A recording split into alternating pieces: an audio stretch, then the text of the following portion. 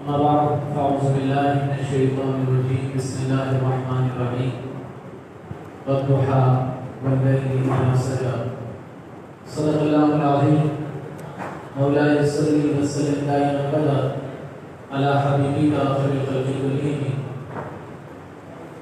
الحمدللہ اللہ تبارک و تعالیٰ کا شکر احسان ہے کہ اللہ تعالیٰ نے ہمیں رمضان مبارک کا یہ عظیم مہینہ عطا فرمایا اور اللہ تبارک و تعالیٰ نے ہمیں سعادت بھی عطا فرمائی کہ ہم نے دل جمعی کے ساتھ تکمیل قرآن نماز تراویح میں الحمدللہ جس طرح امام صاحب نے باہمت طریقے سے قرآن کریم کی تکمیل کی اور ہم سب نے سماعت کی۔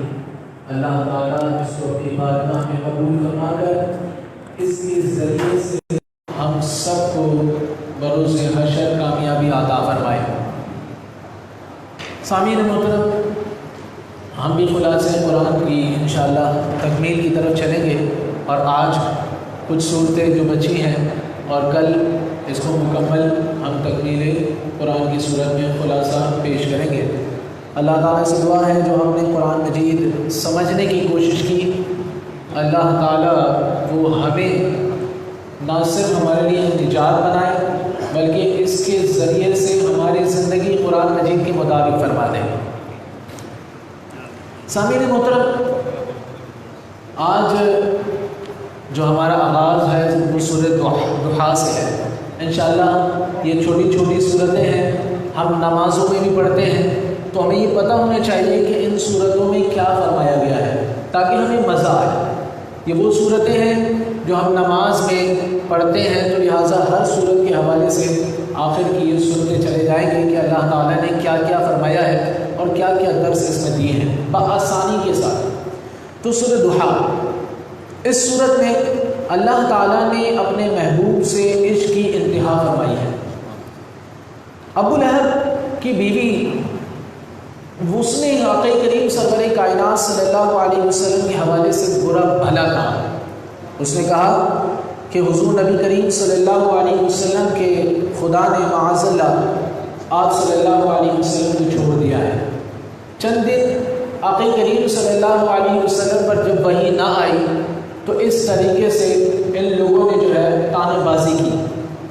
اللہ تعالیٰ نے کمال جواب دیا اور فرمایا قسم ہے چڑھتے دن کی روشنی کی اور رات کی کہ جب اندھیرا چھا جائے، میں یعنی اے محبوب ہم نے آپ کو نہ چھوڑا ہے اور نہ ہی ہم آپ سے ناراض ہیں۔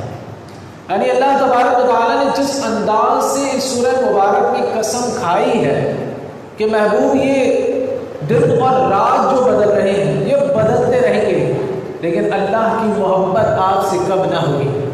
یہ قیامت تک کے لیے ایک سبق ہے کہ جو چاہتا ہے کہ وہ اللہ تعالیٰ کی قربت حاصل کرے تو وہ دن اور رات یہ جو بدل رہے ہیں اس میں اپنے اعمال کو اور درستگی کرتے ہوئے آقا کریم صلی اللہ علیہ وسلم کی قربت اختیار کرے۔ یہ صورت ہمیں درس دیتی ہے، جہاں حضور نبی کریم صلی اللہ علیہ وسلم کی شان اس سورہ مبارک میں بیان ہے، اسی طرح امت مسلمہ کے لیے یہ سبق ہے کہ دن اور رات چڑھتے ہوئے خوب ترقی کریں اور حضور علیہ السلام کی محبت حاصل کرتے رہیں۔ اور پھر آگے مزید اپنے محبوب کو یقین دلانے کے لیے فرمایا، یہ پوری سورہ مبارک کا درس ہے، کیا ہم نے آپ کو یتیم نہیں پایا تھا پھر ہم نے آپ کو ٹھکانے کا راستہ دیا؟ اے محبوب ہم نے آپ کو غنی کر دیا۔ اور پھر فرمایا کہ اے محبوب صلی اللہ علیہ وسلم کہ آپ یتیم پر سختی نہ فرمائیے گا، سائل کو ڈانٹ ڈپٹ نہ کیجیے گا اور اپنے پروردگار کی نعمتوں کا تذکرہ کرتے رہیے گا۔ اللہ تبارک و تعالیٰ نے اس انداز سے حضور نبی کریم صلی اللہ علیہ وسلم کو اور آپ کے ذریعے سے امت مسلمہ کو یہ درس دیا ہے کہ دیکھیے کہ محبوب ہم نے تو آپ کو بلند رتبے تک پہنچایا ہے۔ یہ دیکھیں کہ اللہ تبارک و تعالیٰ نے آپ کو کیسے عظیم مرتبہ اور کیسی شان عطا فرمائی ہے کہ کہ آپ کو اللہ تعالیٰ نے غنی فرما دیا، اللہ تعالیٰ نے آپ کو مزید رستے دکھائے، تو آپ بھی لوگوں کو بھی چاہیے کہ جس طرح اللہ نے اپنے محبوب کو یہ شان عطا فرمائی ہے، اسی طرح حضور نبی کریم صلی اللہ علیہ وسلم بھی غرباء پر کتنا زیادہ احسان فرماتے ہیں، اور کہ جیسا بھی ہو فرمایا بس میری قربت کو اختیار کرے، وہ اللہ تبارک و تعالیٰ کی بارگاہ میں عظیم مرتبے والا شخص ہے۔ اسی طرح ہمیں اس میں درس دیا گیا کہ ہم نے نہ کسی پر سختی کرنی ہے اور نہ ہی کسی سائل پر جو ہے ڈانٹ ڈپٹ کرنی ہے، اور اللہ تعالیٰ کی نعمتوں کا خوب تذکرہ کرنا ہے۔ یہ خوبصورت درس ہے ہمارے لیے کہ ہمیشہ اس انداز میں ہمیں زندگی گزارنی ہے کہ کسی غریب پر، کسی یتیم پر کوئی سختی نہیں کرنی، اور نہ ہی کسی سائل پر، سوال کرنے والے پر ڈانٹ ڈپٹ کرنی ہے، اور نہ ہی اسے دھتکارنا ہے، اور اللہ تعالیٰ کی نعمتوں کا خوب تذکرہ کرنا ہے، لوگوں میں بھی بانٹنا ہے، اور اللہ تعالیٰ کا ہر وقت شکر ادا کرنا ہے کہ اللہ تعالیٰ نے ہمیں کتنی عظیم نعمتوں سے نوازا ہے۔ اگلی سورت سورہ النشرہ ہے۔ اس سورت میں شق صدر کے واقعے کا تذکرہ ہے، اور فرمایا کہ ہم اپنے محبوب کا ذکر بلند کر دیں گے، یعنی اللہ تبارک و تعالیٰ نے اس سورت میں فرمایا محبوب اپنے آپ کا ذکر اس قدر بلند فرما دیا کہ جہاں جہاں ہمارا ذکر ہے وہاں وہاں آپ کا ذکر ہے، یعنی اذان میں تو حضور کا ذکر، نماز میں تو حضور کا ذکر، ہر جگہ آقا کریم سرور کائنات صلی اللہ علیہ وسلم کا ذکر، اور فرمایا جب بندہ دعا مانگ رہا ہو اور وہ آقا کریم صلی اللہ علیہ وسلم پر درود پڑھے تو وہ دعا بھی قبول ہو جاتی ہے۔ یعنی ہمیں ہر انداز میں یہ سمجھایا گیا کہ حضور علیہ الصلوۃ والسلام کی شان اعلیٰ ہے، تو تمہاری بھی شان اس وقت اعلیٰ ہوگی کہ جب حضور علیہ الصلوۃ والسلام کا ذکر کرو گے۔ تو یہاں اس سورہ مبارک میں پہلا درس یہ دیا کہ محبوب ہم نے آپ کا ذکر بلند فرما دیا ہے، اور یہاں ایک اصول بیان کیا، سورہ النشرہ میں ایک اصول بیان کیا، فرمایا پہلے تنگی آتی ہے، پھر تنگی کے بعد آسانی آتی ہے، فرمایا ان مع العسر یسرا، کہ پہلے تنگی آتی ہے اور پھر تنگی کے بعد آسانی آتی ہے۔ آخر میں فرمایا جب مصروفیات ختم ہو جائیں تو اپنے پروردگار کی اتنی عبادت کرو کہ آپ تھک جائیں۔ اس سے مراد نقلی عبادات ہیں، تو دین کا کام کرنے والوں کو چاہیے کہ فرائض اور دینی کاموں سے فارغ ہونے کے بعد ذکر و اذکار، نوافل کا بھی اہتمام فرمائیں۔ یہ اللہ تبارک و تعالیٰ سے اس بندے کے تعلق کو مضبوط کرنے کے لیے بہت زیادہ اہم ہے۔ تو یہ سورہ مبارک اس انداز میں ہمیں درس دیتی ہے، فرمایا جو چاہتا ہے اس کا ذکر مزید ہو جائے، جو چاہتا ہے کہ اللہ تعالیٰ اسے اپنی بارگاہ میں محبوب کر لے، تو آقا کریم صلی اللہ علیہ وسلم کے مکمل طور پر طریقہ کار کو اپنا لے۔ جو سنتا ہے، جو دین سیکھتا ہے، اس دین کو آگے بڑھائے، اور پھر اس کو جس طرح دین کو آگے بڑھا رہا ہے اسی طرح رب کی بارگاہ میں بھی ترقی کرے۔ یعنی اللہ تبارک و تعالیٰ کی بارگاہ میں بھی ہمیں یہ درس دیا جا رہا ہے کہ ہم اللہ کی بارگاہ میں بھی زیادہ سے زیادہ جھکیں، ہم اللہ کی بارگاہ میں زیادہ سے زیادہ سجدے کریں، اس کی عبادات بجانا ہے، فرائض سے فارغ ہو جائیں تو نوافل کی ادائیگی کریں۔ جب بندہ اس انداز سے مکمل طور پر دین کے لیے تیار ہو جاتا ہے تو اس کا تعلق اپنے رب سے مضبوط ہو جاتا ہے۔ یہ ایک بہترین درس اس سورہ مبارک میں دیا گیا۔ آگے سورہ 3 ہے۔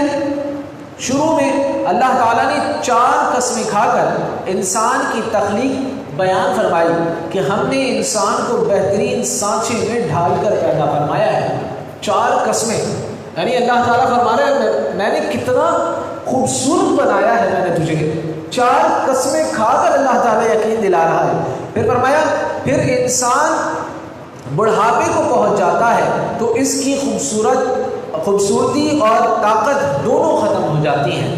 جوانی میں وہ جو اعمال کرتا ہے اب بڑھاپے میں نہیں کر سکتا، تو اللہ تعالیٰ اس کے لیے پیشن جاری فرما رہا ہے، فرمایا اسے ان اعمال کا ثواب ملتا رہے گا۔ پھر آخر میں اللہ تعالیٰ کی حاکمیت اعلیٰ کا ذکر ہے۔ اس سورہ مبارک میں بڑا خوبصورت درس ہے سامعین۔ جیسے کہ آج ہم نوجوان یہاں بیٹھے ہیں تو میں آپ سے مخاطب ہوں، یہ ہم سب کے لیے ہے کہ ہم چاہتے ہیں کہ آج چھوڑ کر ہم کل عبادت کر لیں، آج چھوڑ کر ہم کل عبادت کر لیں۔ تو یاد رکھیں اس سورہ مبارک میں جو درس دیا جا رہا ہے وہ یہ ہے کہ آج جو ہم عبادت کریں گے اس کا پھل کل ملے گا. یعنی بڑھاپے میں انسان کی ٹانگیں کمزور ہو جاتی ہیں، بڑھاپے میں انسان وہ نوافل نہیں پڑھ سکتا، بڑھاپے میں وہ نماز نہیں پڑھ سکتا. تو فرمایا اللہ تعالیٰ اسے یہ انعام عطا فرمائے گا کہ بڑھاپا تو آ چکا ہے لیکن جو جوانی میں کرتا تھا وہ بڑھاپے میں ضرور ملے گا. اللہ تبارک و تعالیٰ اسے وہ اجر عطا فرما رہا ہوگا، اس کا وہ فیضان پائے گا. یہ تو فرمایا کہ جس نے جوانی عبادت میں گزاری وہ بڑھاپا دیکھ کر خوش ہوا، اور جس نے جوانی جو ہے گناہوں میں گزار دی تو بڑھاپا دیکھ کر رویا. اس طرح علماء نے کئی مثالیں پیش کی ہیں. تو بڑھاپے کی طاقت اسے ہی میسر آئے گی جس نے جوانی میں اللہ اللہ کیا ہوگا. تو اللہ تبارک و تعالیٰ بڑھاپے میں اسے خوب انعامات عطا فرمائے گا. تو یہ ہمارے لیے ایک خوبصورت موقع بھی ہے کہ اللہ تعالیٰ نے مجھے اور آپ کو جو طاقتیں دی ہیں اتنی زیادہ ہم عبادت کریں، چاہے عمر کے جس ایج میں بھی ہمارا آ کر کھڑے ہو چکے ہیں، ابھی بھی جتنی طاقت ہے اتنے اعمال ہم اللہ کی بارگاہ میں کریں. کل کو جب یہ طاقت کمزور ہو جائے گی تو ہم بھی یہی امید رکھیں گے، کیونکہ اللہ تعالیٰ ان امیدوں کو پسند فرماتا ہے کہ اللہ ہم نے عبادت کی تھی وہ ثواب میں آج بھی عطا فرما. تو اللہ تبارک و تعالیٰ بندے سے اس قدر محبت کرتا ہے کہ اللہ تعالیٰ عطا فرمائے گا. کیوں؟ کیونکہ ہم گڑ گڑائیں گے. جب ہم گڑ گڑائیں گے تو اللہ تبارک و تعالیٰ ہم پر کرم فرمائے گا، ہم پر رحم فرمائے گا اور ہمیں یہ انعام عطا فرمائے گا. اگلی سورت سورہ علق ہے. قرآن کی سب سے پہلی وحی جو غار حرا میں نازل ہوئی وہ اس سورہ مبارک کی پہلی 5 آیتیں ہیں. اس کی باقی آیتیں بعد میں نازل ہوئی تھی. آگے ابو جہل کی سرکشی، اس میں ابو جہل کی سرکشی اور بدبختی کا ذکر ہے کہ اس نے نبی کریم صلی اللہ علیہ وسلم کو حرم میں نماز پڑھنے سے منع کیا. حالانکہ نبی کریم صلی اللہ علیہ وسلم ہدایت یافتہ ہیں اور تقوی کا حکم آپ فرماتے ہیں. ابو جہل کے بارے میں اللہ تعالیٰ فرماتا ہے کہ اگر وہ ان حرکات سے باز نہ آیا تو ہم اس کی پیشانی کے بالوں سے پکڑ کر اسے گھسیٹیں گے. پھر آخر میں اللہ تعالیٰ نے محبت کے انداز میں فرمایا میرے محبوب آپ سجدہ کیجئے اور میرے قریب ہو جائیے. معلوم ہوا کہ بندہ جب سجدہ کرتا ہے تو وہ اللہ کے قرب پا لیتا ہے. اس انداز میں یہ سورہ مبارک ہمیں درس دیتی ہے کہ جو سرکشی کرتا ہے اور اس طرح کی سرکشی کہ لوگوں کو عبادت سے روکے، یعنی کہ امت کو بھی یہ سمجھنا چاہیے کہ عبادت سے روکنے والا کوئی کام ہماری طرف سے نہیں ہونا چاہیے. ہم لوگوں کو عبادت کا ذوق اور شوق دینے والے بنے. اور پھر فرمایا آخر میں کہ جو یہ حرکتیں کرتے ہیں، سرکشی کرتے ہیں، تو وہ دیکھیں وہ ابو جہل کی طرح تو نہیں ہے، کیونکہ ابو جہل نے بھی اس طرح کی بد تہذیبی اور بدکاری اور بد اخلاقی آقا کریم سرور کائنات صلی اللہ علیہ وسلم کے ساتھ کرنے کی کوشش کی تو اللہ تعالیٰ نے اس کی سزا کو بیان فرما دیا. تو لہٰذا اگر کوئی اس طرح کے معاملات کرتا ہے تو باز آ جائے. اور پھر ہمیں یہ سبق بھی دیا کہ اگر اپنے رب کے قریب ہونا چاہتے ہو، یعنی جو اللہ کی محبت کو پانا چاہتا ہے تو وہ زیادہ سے زیادہ سجدے کیا کرے. کیوں؟ کیونکہ اللہ تعالیٰ کے قرب کو انسان سجدے میں پا لیتا ہے. آگے سورہ قدر ہے اور سورہ قدر میں تو اللہ تبارک و تعالیٰ نے جیسے کہ کل بھی حضرت فرما رہے تھے سورہ قدر کے حوالے سے کہ اللہ تبارک و تعالیٰ نے اس سورہ مبارک میں شب قدر کے حوالے سے بیان فرمایا ہے کہ یہ 1000 مہینوں سے افضل ترین رات ہے. 1000 مہینوں سے. اب سوچے جو عبادت کر لے اس کو کتنا ثواب ملے گا، اس کے پلے کتنا ثواب آئے گا، اللہ تبارک و تعالیٰ اسے کتنا نوازے گا. تو اس صورت میں بیان ہے کہ اس رات اللہ کے فرشتے نازل ہوتے ہیں اور حضرت جبریل امی علیہ السلام نازل ہوتے ہیں. یعنی چھما چھم فرشتوں کا نزول ہوتا ہے. اور جب فرشتوں کا نزول ہو رہا ہے تو اس کا مطلب کیا ہے کہ اللہ کی رحمتیں برس رہی ہیں، نوازے جا رہے ہیں لوگ. اب وہ جب فرشتے آ رہے ہیں تو واپسی رب کی بارگاہ پہ بھی تو جائیں گے اور اللہ ان سے پوچھے گا بھی تو صحیح کہ بتاؤ کہاں کہاں سے گزرے اور کیا کیا دیکھا. اب ہمیں کیا پتا کہ وہ ہماری طرف سے کب گزرے. تو اسی لیے یہ رات بڑی قیمتی رات ہے. اس رات کو اللہ تعالیٰ نے ابھی بھی ایک موقع ہمیں عطا فرمایا ہے. اس رات میں بھی ہم اللہ تعالیٰ سے اس امید کے ساتھ عبادت کریں کہ اے اللہ 29 شب کے مالک ہمیں جو ہے شب قدر عطا فرما، ہمیں شب قدر کا ثواب عطا فرما. اے اللہ رمضان المبارک کی آخری گھڑیاں ہیں، اس میں ہمیں اجر عطا فرما اور یہ رمضان المبارک ہم سے راضی ہو کر جائے. اس سے آگے سورہ مبارک سورہ بینہ ہے. اس صورت میں بتایا گیا مشرک ناکام ہوں گے، یہود و نصارہ نبی کریم صلی اللہ علیہ وسلم کی نبوت کے روشن دلائل دیکھنے کے بعد بھی آپ پر ایمان نہ لائے تو یہ ناکام ہوں گے۔ یہ بات سمجھائی ہے کہ جو نیک کام کرتے ہیں اللہ تعالیٰ ان سے راضی ہے۔ بطور خاص صحابہ کرام کو اللہ تبارک و تعالیٰ نے فرمایا رضی اللہ عنہ و رضوا عنہ، اللہ ان سے راضی ہے اور یہ اللہ سے راضی ہے۔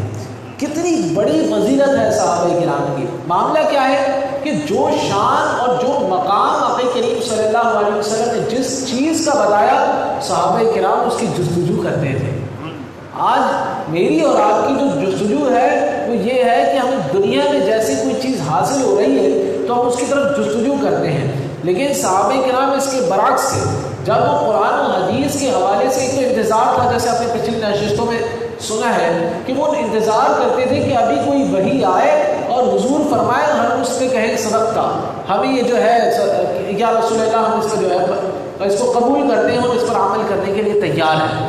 تو یہ ہمیں اس سورہ مبارک میں درس دیا جا رہا ہے کہ اللہ تبارک و تعالیٰ کی بارگاہ میں ذوق اور شوق سے بڑھو، کیونکہ اللہ تعالیٰ ایسے لوگوں کو پسند فرماتا ہے جو صحابہ کرام کو پسند فرمایا کہ اللہ ان سے راضی ہو اور یہ اللہ سے راضی ہے۔ کتنی بڑی بات ہے کہ اللہ تبارک و تعالیٰ کتنا عزیز رکھتا ہے اس شخص کو کہ جو عبادتوں میں اور اللہ کی راہ میں ذوق و شوق سے آگے بڑھتا ہے۔ آگے سورہ زلزال ہے اور اس سورہ مبارک میں قیامت کے اللہ تبارک و تعالیٰ نے احوال کو بھی بیان فرمایا کہ جب قیامت آئے گی تو زمین اپنے خزانے باہر نکال دے گی۔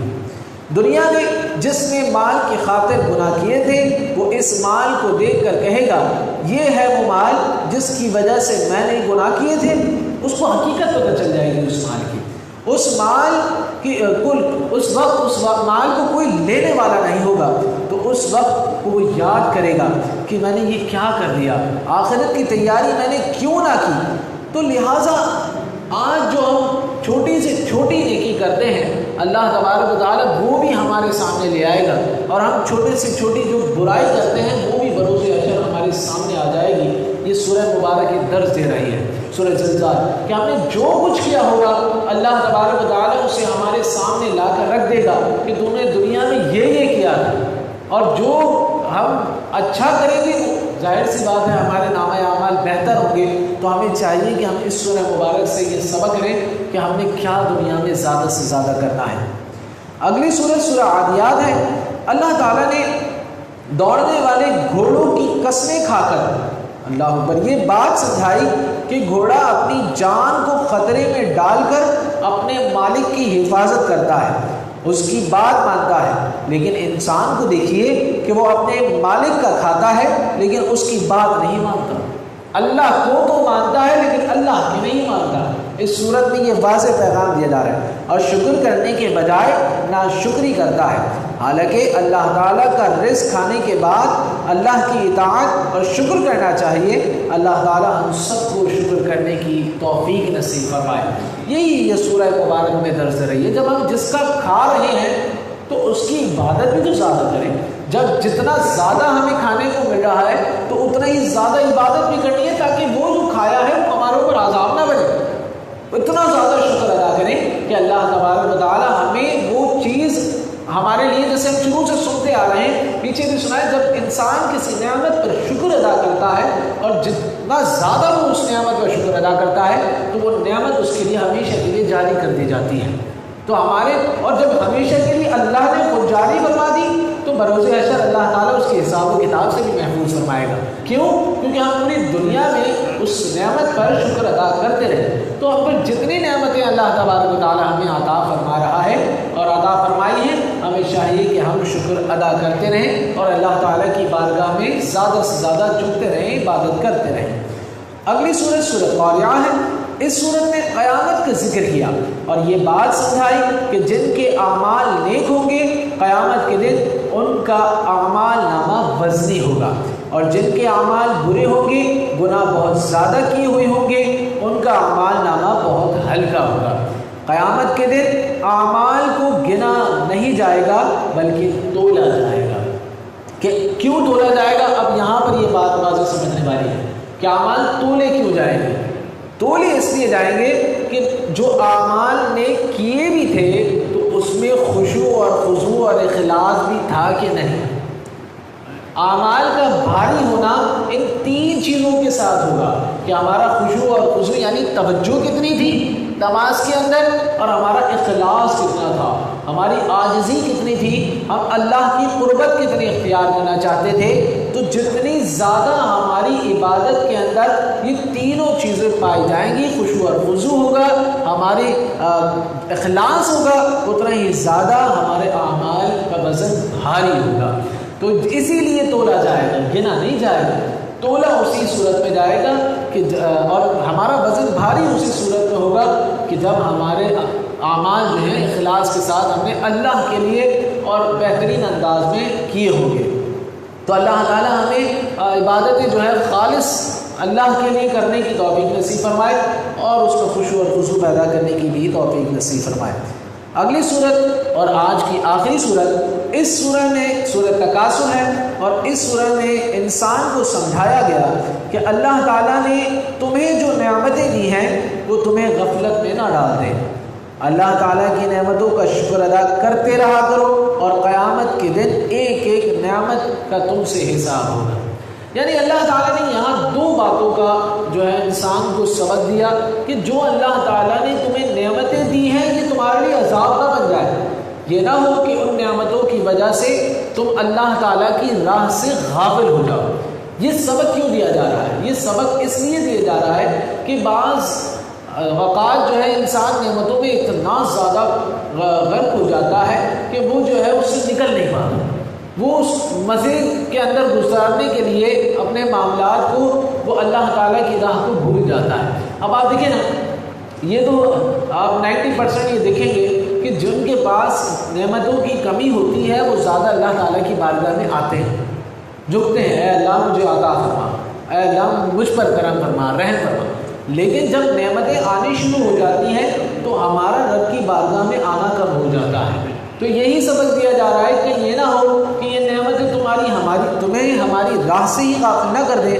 یاد رکھنا پھر یہ جو نعمتیں ہیں قیامت کے دن اللہ تبارک و تعالیٰ ایک ایک نعمت کا حساب فرمائے گا, پھر انسان پھنس جائے گا. تو ہمیں چاہیے کہ ہم ان نعمتوں کا شکر ادا کیا کریں اور کل بروز حشر کے لیے اللہ تعالیٰ کی بارگاہ میں زیادہ سے زیادہ عبادت کریں تاکہ جب اللہ کی بارگاہ میں کھڑے ہوں تو اللہ تبارک و تعالیٰ مجھ سے اور ہم سب سے راضی ہو. تو اللہ تعالیٰ سے دعا ہے کہ اللہ تعالیٰ ہماری اس بیٹھک کو اپنی بارگاہ میں قبول فرمائے. انشاءاللہ اس کی جو بقیہ صورتیں ہیں وہ کل سماعت کریں گے اور انشاءاللہ خلاصہ قرآن کو ایک بہترین انداز میں تکمیل تک پہنچائیں گے. اللہ تعالیٰ سے دعا ہے کہ اللہ تعالیٰ ہمارا قرآن کو سمجھنا اپنی بارگاہ میں قبول و منظور فرمائے. الحمدللہ رب العالمین, الصلاۃ والسلام علی سید الانبیاء والمرسلین وعلی آلہ واصحابہ اجمعین. اللہم ربنا آتنا فی الدنیا حسنۃ وفی الآخرۃ حسنۃ وقنا عذاب النار. اللہم انت السلام ومنک السلام والیک یرجع السلام. حینا ربنا فی السلام وادخلنا دار السلام. تبارک ربنا وتعالیت یا ذا الجلال والاکرام. اللہم اغفر وارحم وانت خیر الراحمین. اللہم رب ارحمہما کما ربیانی صغیرا. اللہم اعنی علی ذکرک وشکرک وحسن عبادتک. اللہم انت حسنت خلقی فحسن خلقی. یا مقلب القلوب ثبت قلبی علی دینک. یا مقلب القلوب ثبت قلبی علی